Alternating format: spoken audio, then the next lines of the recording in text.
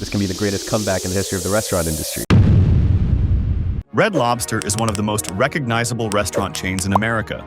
For a lot of people, it was the place your family went to celebrate something. A birthday, a graduation, a promotion.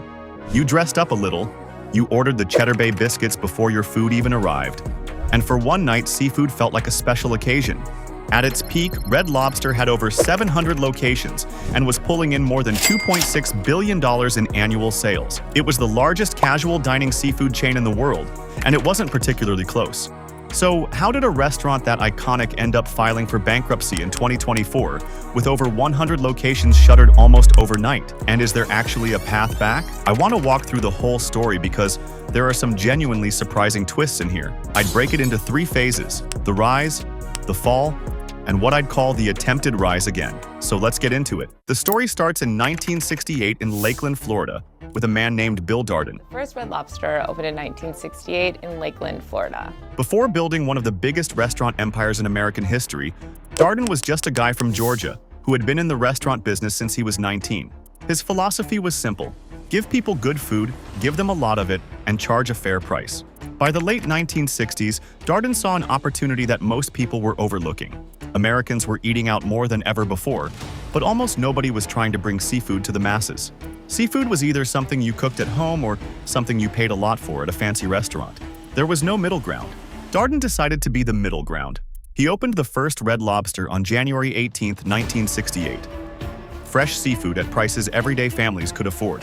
The goal of Red Lobster was sort of to bring seafood to the masses. It also wanted to have family prices and, something that regular people could afford. It was an instant hit. Within a year, he had a second location and lines at both of them were out the door.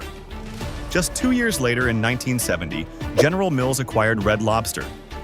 Yes, the cereal and Betty Crocker people.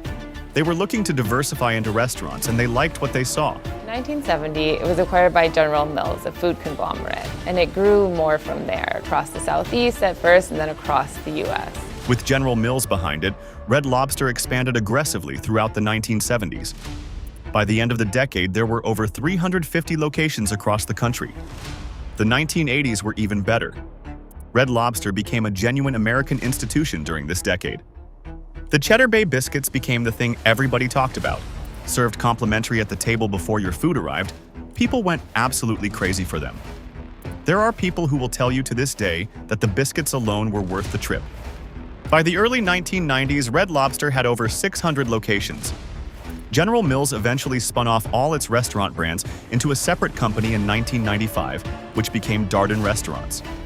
Red Lobster was the flagship. Things looked great from the outside, but this is where the fall starts. And I think it's important to understand that the problems didn't come from one bad decision. They came from a slow accumulation of smaller ones. Through the 80s and into the 90s, Red Lobster had been trying to move up market. They renovated restaurants, raised prices, and added more premium items. The problem was their core customers didn't want that. The people who loved Red Lobster loved it because it was accessible. When you tinker with that, you risk losing the loyal customers without gaining the new ones you were chasing. And at the same time, casual dining competition was exploding. Chili's, Applebee's, Outback Steakhouse were all expanding like crazy and fighting for the same customers. Red Lobster was no longer the obvious choice for a mid-price dinner out. Then in 2014, Darden made the decision that most people point to as the real turning point. They sold Red Lobster to a private equity firm called Golden Gate Capital for $2.1 billion. As part of the deal, Darden sold the real estate under most of the Red Lobster locations, and Red Lobster had to lease it back. That kind of sale-leaseback arrangement generates a lot of cash quickly, but it locks you into significant ongoing costs and strips a huge asset off your balance sheet. Critics called it short-sighted. Either way, it added a heavy financial burden to a company that was already struggling. In 2016, Golden Gate sold Red Lobster again, this time to Thai Union Group, one of the largest seafood producers in the world. So in 2016, Golden Gate sold 25% of Red Lobster to Thai Union, which is a Thai seafood conglomerate. The logic made sense on paper. A seafood company owning a seafood chain. For a few years, things stabilized. Not thriving exactly, but holding on. And then came the Endless Shrimp disaster. Endless Shrimp had been a limited-time promotion going back to 1974. You paid one price and ate as much shrimp as you wanted. It always ran for a few weeks at most. It was a loss leader, but it drove traffic and got people in the door who would then order drinks and appetizers that made the whole thing worth it. The key phrase there is limited time. In 2023, somebody made the decision to make endless shrimp a permanent everyday menu item. I want to let that sink in. A promotional offer that had been run strategically for 49 years as a temporary deal was made permanent. The result was predictable in retrospect. Customers flooded in specifically for the shrimp and weren't ordering much else. And because shrimp costs had gone up significantly due to supply chain pressures and inflation, the economics were brutal. Red Lobster reported a loss of $11 million in a single quarter directly tied to the promotion. Their CEO admitted it was a mistake. He did not last much longer in the role. By early 2024, the situation was critical. Costs were spiraling, the lease obligations from that 2014 real estate sale were crushing, and the endless shrimp fiasco had wiped out whatever financial cushion remained. In May of 2024, Red Lobster filed for Chapter 11 bankruptcy. They closed more than 100 locations almost immediately. People who had grown up going there for birthdays and graduations felt like they were watching something from their childhood disappear. Now here is where the rise again part of the story comes in. And I do think there is one, though with real uncertainty attached to it. A company called RL Investor Holdings took ownership of Red Lobster out of the bankruptcy process in late 2024.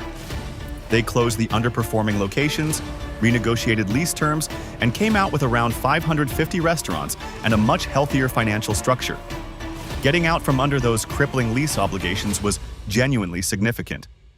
They also brought in Damola Adamolekun as CEO. He had previously turned around P.F. Chang's, and his philosophy with Red Lobster was straightforward.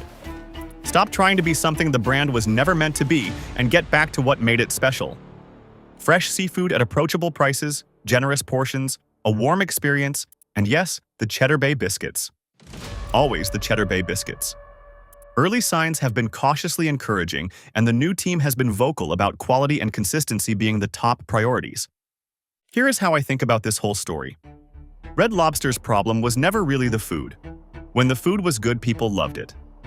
The problem was a series of ownership transitions that each left the company in a slightly worse financial position than before, combined with a slow drift away from the identity that made the brand worth visiting in the first place. The Darden sale stripped out the real estate, the private equity era loaded on debt, and the endless shrimp decision finished the job. The question now is whether you can actually reverse that. And I think the honest answer is yes, but only if the new owners resist the urge to keep tinkering and just commit to being really good at the one thing they do. Affordable seafood, comfortable atmosphere, biscuits on the table before you even open the menu. That formula worked for 50 years. There is no reason it cannot work again. Let me know in the comments what you think. Have you been to Red Lobster recently? Do you think they can actually pull this comeback off, or has too much damage been done? I would like to hear what you have to say. Thank you for watching.